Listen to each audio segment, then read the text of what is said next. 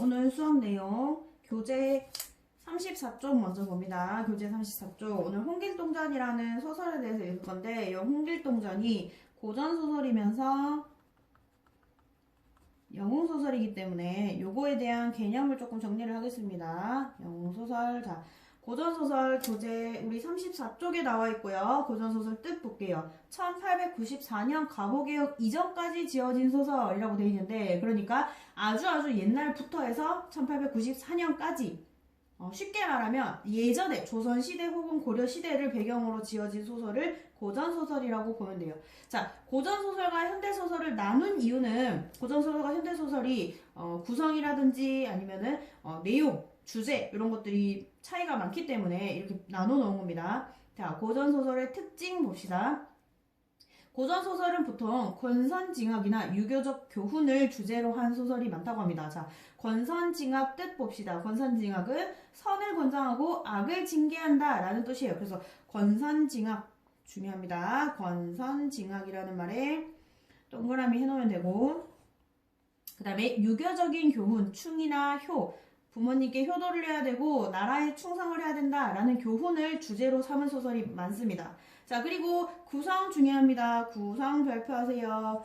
자, 흐름이 어떻게 흘러가느냐 그런 소리예요. 보통은 고전소설은 시간의 흐름에 따른다라는, 시간의 흐름 줄 그어놓고 서사적 구성이라고 적어놓으세요. 서사적 구성.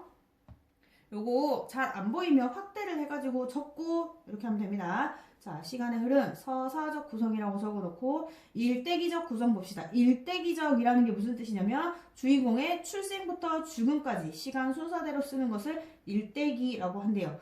그런 구성을 갖추고 있고, 현대소설은 반대로 다양한 구성을 가지고 있다라고 돼 있네요. 자, 그 다음에 문체에서 중요한 거는 운문체라는 말 동그라미 하세요. 운문체. 운문체라는 말에 동그라미 넣으세요. 운문체라는 말은 운문이 시를 말하거든요. 시. 그러니까 시와 비슷한 문체라고 봅니다. 문체는 쉽게 말하면 말투라고 생각을 하면 되는데, 그러니까 시처럼 뭔가 끄어읽기가 된다든지 리듬감이 느껴진다든지 그런 것들을 운문체라고 합니다. 고전소설은 긴 줄글이긴 한데 뭔가 읽다 보면 리듬감이 느껴지고 노래를 부르는 것 같은 말의 가락이 느껴진다라는 겁니다. 그걸 짧게 말해서 운문체라고 하는 겁니다. 그 다음에 문장에서만 주로 쓰이는 문어체래요. 문어체 뜻 봅시다. 일상생활에서는 사용하지 않는 문장에서만 쓰이는 말투를 문어체라고 한다고 합니다. 자, 문어체의 반대말이 구어체예요. 실제로 우리가 평소에 말하듯이 하는 것을 구어라고 하는 거예요. 그러니까 문어체는 글을 쓸 때만, 그러니까 조금 고리타분하고 딱딱한 말투를 쓴다, 그렇게 생각을 하면 됩니다. 자, 그 다음에 인물의 전형적인 인물, 평면적인 인물이라고 돼 있는데, 요거는 우리 앞 페이지에서, 앞에 32페이지에서 한번 했었거든요. 전형적인 인물은 특정 집단이나 계층을 대표하는 성격을 지니고 있는 인물. 그러니까 전형적이다. 양반은 양반답고 농부는 농부다운 거.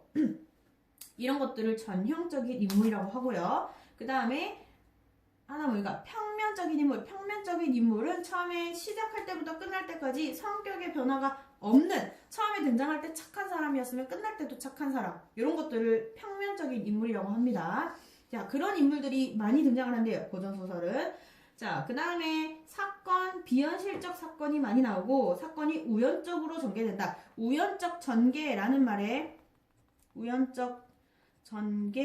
말에 줄을 그어놓고, 그래서 고전소설을 읽다 보면은 그러던 어느 날 뭐 이런 말이 많이 나와요. 그러던 어느 날 혹은 어느 날 이런 말도 많이 나오고, 그러니까 뭐 어떤 특정 시간에 특정 시간적 배경에 따라서 이렇게 이야기가 진행이 되는 게 아니고 사건이 갑자기 일어나는 거, 이런 것들을 우연적 전개라고 합니다. 그렇기 때문에 배경이 막연하고 비현실적인 거예요. 자, 그 다음에 시점, 요것도 시점도 중요하죠. 시점도 우리 수업 이 앞 시간에 했었습니다. 시점. 전지적 작가 시점이라고 돼 있는데, 전지적 작가 시점이 뭐죠? 서술자가, 말하는 이가 등장인물의 심리나 생각을 모두 알고 있음. 알고 있는 위치에서 말을 해주는 것을 전지적 작가 시점이라고 한다 했습니다. 자, 여기까지 고전소설의 특징이었고요. 본문 볼게요. 본문 45쪽입니다. 45쪽 펴주세요. 교재 45쪽 호길동전. 이거 전부 다 교재에 필기하는 거예요. 교재에다 그대로 필기하면 됩니다. 자, 45쪽 제목 홍길동전이라고 돼 있고, 홍길동전 밑에 분홍색 박스에 봅니다. 갈래가 고전소설이고 영웅소설이고 한글소설이다. 한글소설이다. 이거는 지금 우리가 보기엔 당연히 소설을 한글로 써야지 다른 걸로 못 써 이렇게 생각할 수도 있는데, 고전소설이다 보니까 조선시대 고려시대 때는 한글을 쓰지 않고 한문을 썼잖아요. 그래서 보통 요 고전소설 대부분은 한문으로 쓰이다가 현대에 와서 한글로 번역이 된 게 맞는데, 홍길동전은 특이하게 처음에 써질 때부터 한글로 썼어요. 그래서 한글 소설이라는 게 왜 중요하냐면, 조선시대의 시대적 배경을 생각하면 알 수 있는데, 조선시대는 조선 후기에 가면은 양반은 한문을 쓰고 한글은 평민이나 여자들이 쓰는 글이라는 그런 인식이 있었어요. 그래서 평민이나 여자들이 많이 읽는 한글로 소설을 썼다는 거는 읽는 사람이, 독자가 평민이나 여성이었다는 얘기가 되겠죠. 그래서 한글 소설이라는 게 무슨 의미가 있냐면은 당시 시대적 상황을 비판하기 위한 의도가 담겨 있을 확률이 높다, 그런 소리예요. 그죠? 자, 그거는 주제에 가서 더 할 건데 일단 봅시다. 배경에 시간적 배경은 조선시대이고 공간적 배경은 조선이고 율도국이라는 장소도 등장한대요. 율도국은요, 소설 읽다 보면은 나중에 나올 텐데 가상의 공간입니다. 가상의 공간. 국이라는 게 붙은 거 보니까 어떤 나라인가 봐. 가상의 나라야. 홍길동이 나중에 따로 세우는 나라예요. 그건 읽다 보면 나와요. 계속 봅시다. 성격, 현실, 비판적. 당시 조선시대 현실을 비판한다는 소리는 조선시대 사회적 어떤 문제가 있었다는 거야. 그지? 그걸 우리가 짐작을 해야 되는데, 그건 주제로 바로 넘어갑시다. 주제에 보면은 불합리한 사회 제도를 비판하고 이상적인 나라, 이상국을 건설하는 것을 주제로 한대요. 불합리한 사회 제도라는 말 물결로 짓고, 조선시대에 합리적이지 못한 불공평한 사회 제도 뭐가 있을까요? 신분제 사회를 말하는 거겠죠. 신분제 사회. 신분제 사회가 뭡니까 여러분? 사회가 피라미드처럼 돼 있는 거야. 사실 지금도 약간 그런 거 있죠. 금수저가 있고 은수저가 있고, 그죠? 부자가 있고 가난한 사람이 있고, 이런 게 신분 차별이잖아요. 조선시대 때는 그게 심했죠. 제일 위에 왕이 있고 양반이 있고 밑에 평민 백성들이 있고 가장 밑에 천민이 있고, 그죠? 노비들 천민이 있어서 사회적으로 차별을 두는 거야. 신분 사다리 올라갈 수 없고, 그죠? 올라갈 수 없는 거. 그러니까 내가 태어났을 때 천민이면은 죽을 때까지 천민으로 살아야 되는 이런 것들이 신분제 사회인데, 요거를 비판하는 거, 이게 문제가 있다라고 얘기하는 게 이 소설의 주제라고 합니다. 자, 앞부분 줄거리 잠깐 봅시다. 홍판서의 아들인 홍길동은이라고 돼 있는데, 판서라는 말에 동그라미 넣으세요. 이게 무슨 말이냐면은 조선시대의 한 벼슬 이름입니다. 벼슬. 그러면 홍판서라는 사람은 신분이 양반인 거예요. 그죠? 어떤 양반의 아들, 그게 홍길동인데 열심히 노력하여 높은 학식과 뛰어난 무술 실력을 갖추지만 서자라는 이유로 차별을 받는다. 서자라는 말 별표하세요. 서자. 거기 45쪽 오른쪽 맨 밑에 어휘풀이에 나와 있긴 한데, 본 부인이 아닌 여자에게서 태어난 아들이다. 이게 무슨 말이냐면, 서자는 아빠가 양반이야. 아빠가 양반인데 엄마가 양반이 아닌 거야. 그럼 그 사이에 태어난 홍길동이는 양반도 아니고 그렇다고 양반 아닌 천민도 아닌 애매한 신분을 가진 사람을 서자라고 해요. 그래서 벼슬을 하지 못해요, 이런 사람들은. 근데 홍길동이는 공부도 잘하고 운동도 잘하고 아주 가지고 있는 재주가 아주 많은데 차별을 받고 벼슬도 하지 못하고, 당연히 자기 신분에 대한 불만이 있겠죠. 그러던 중에 집안에 자신을 해치려는 흉악한 계략, 나쁜 음모가 있어서 이를 물리치고 집을 나와버렸대요. 홍길동은 자신의 비범한 능력, 비범의 비자가 아닐 비자입니다, 여러분. 그래서 비범이라는 말 위에다가 평범하지 않은 혹은 특별한이라고 적으면 됩니다. 특별한 능력이 있어. 내가 뭔가 능력이 되게 많은 것 같아. 그걸 알아보고 스스로 부하가 되고자 하는 도둑들의 청을 받아들여 도둑 무리의 우두머리가 된대요. 자, 이어서 내용 봅시다. 길동은 이 도둑의 무리를 활빈당이라고 부른대요. 활빈당 단어의 뜻은 가난한 사람들을 살리는 무리라는 뜻으로 이런 이름을 지었대요.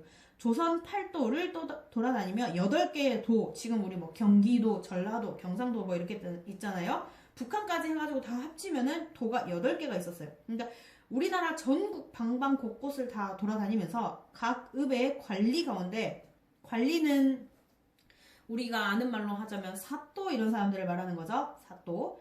그런 사람들 가운데 부정한 방법, 정직하지 못한 방법, 나쁜 방법으로 재물을 얻은 사람이 있으면 그 재물을 빼앗고, 혹은 집안이 가난한 사람이 있으면 도와줬대요. 도와다까지 여기 끊어놓고 활빈당의 주요 활동이라고 적으세요. 주요 활동. 그는 백성의 재물은 털끝 하나라도 건드리지 않았으며, 털끝 하나라는 말 물결로 질긋고요. 이런 건 관용 표현입니다. 우리 어휘할 때 관용 표현이라는 말 했었어요. 그죠? 두 단어 이상이 만나서 아예 새로운 뜻이 만들어져요. 털끝 하나라는 말은 조금도라는 말이에요. 조금도. 그러니까 털끝 하나도 건드리지 않았다. 조금도 건드리지 않았다. 그 소리예요. 무엇을 조금도 건드리지 않았다고? 백성의 재물, 가난한 사람의 재산은 조금도 건드리지 않고 나라의 재물도 손대지 않았대요. 나라의 재물을 손대지 않은 이유는 탐관오리를 비판하기 위해서겠죠. 어느 날 길동이 활빈당을 모아놓고 말하였대요. 우리가 합천 해인사의 재물과 함경감사의 밭 곡식을 빼앗아서 우리 소문이 널리 퍼진 바 관군이 내 이름까지 관아 문 앞에 붙였으니 오래지 않아 잡힐 것이다. 그대들은 내 재주를 보라 라고 홍길동이 말했대요. 자, 홍길동 말에서 우리는 합천해인사의 재물, 합천해인사 세모해놓고 함경감사 세모해놓으세요. 이 사람들의 재물을 빼앗았대. 그러면 이 사람들은 좋은 사람이야, 나쁜 사람이야? 활빈당, 홍길동이가 도둑질을 한 사람들은 다 나쁜 사람이라 했잖아. 그래서 합천해인사, 함경감사 둘 다 부패를 일삼은 관리라고 적어놓으세요. 요거를 네 글자로 탐관오리라고 합니다. 이 말 중요해요. 탐관오리 계속 나올 거예요. 자, 그래서 나라에 내 이름이 알려져서 관군들이 나를 잡으려고 한대요. 그래서 길동이가 계속 이어서 봅니다. 자신과 7명의 길동, 자신과 7명의 길동 물결로 짓고세요. 뭔 소리야? 분신술 썼다 그 소리야. 홍길동을 7명을 더 만들었어. 자, 요거는 길동의 비범한 능력이죠. 분신술을 쓸 수 있다는 거 특별한 능력이잖아. 그죠? 비범한 능력. 동그라미 1 해놓으세요.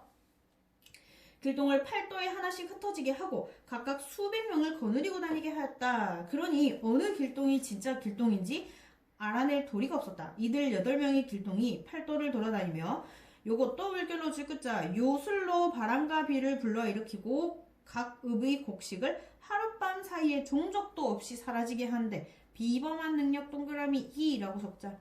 비범한 능력 동그라미 2. 물건을 갑자기 여기서 뿅 하면은 저쪽 동네에서 뿅 하고 나타나게 만든대요. 그 다음에 서울로 가는 복물은 뭐 곡식이나 특산물 같은 거를 임금님한테 바치는 거야. 각 지방에서. 그런 것들을 빼앗았대요. 온 나라가 홍길동 이야기로 떠들썩하게 되었다. 자, 홍길동 이야기라는 말 네모할까요? 온 나라의 사람들이 야, 홍길동이 어제 어디 가서 재산 훔쳐가지고 어느 가난한 사람한테 보내줬대. 막 이런 이야기가 소문이 돈대. 자, 그럼 홍길동의 이야기에 대한 반응이 각각 다르겠죠. 뭐 예를 들어서 양반들 같은 경우에 홍길동을 좋아할까 싫어할까? 당연히 싫어하겠죠. 부정적이라고 적으세요. 그 다음에 평범한 백성들은 홍길동을 응원하겠죠. 그죠? 긍정적 이라고 적읍시다. 이에 팔도의 감사가 일시에 서울의 임금께 장계를 올려 홍길동을 잡기 위해서는 포도청 군사를 동원해야 한다고 하였다. 자, 그런 문서를 보냈대요. 홍길동 빨리 잡아야 됩니다 라고 임금님한테 문서를 올렸대. 임금이 장계를 보고 크게 놀라 말하기를 이 도둑의 용감함과 술법, 제주는 옛날 치유도 당하지 못하겠구나. 아무리 신기한 놈인들 어찌 한 몸이 팔도에서 한날 한시에 도둑질을 하겠는가. 이는 보통 도둑이 아니니 잡기가 어려우리라.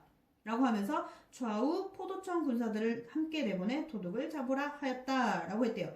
자, 일단 계속 봅시다. 임금은 다시 팔도 관사들에게 또 길동을 잡아들이라 어명을 내렸으나 아무도 잡을 수가 없었다. 혹은 높은 벼슬아치로 변장하여 수레를 타고 다니고 혹은 암의 거사인 것처럼 위장하여 탐과 놀이를 벌하는 등. 자, 여기 줄 끝자 여러 모습으로 변장하여 동해 번쩍 서해 번쩍 여기저기로 옮겨 다니므로 물결로 줄 긋고 마찬가지로 비범한 능력이죠. 비범한 능력 동그라미 3 이렇게 적으면 되겠다.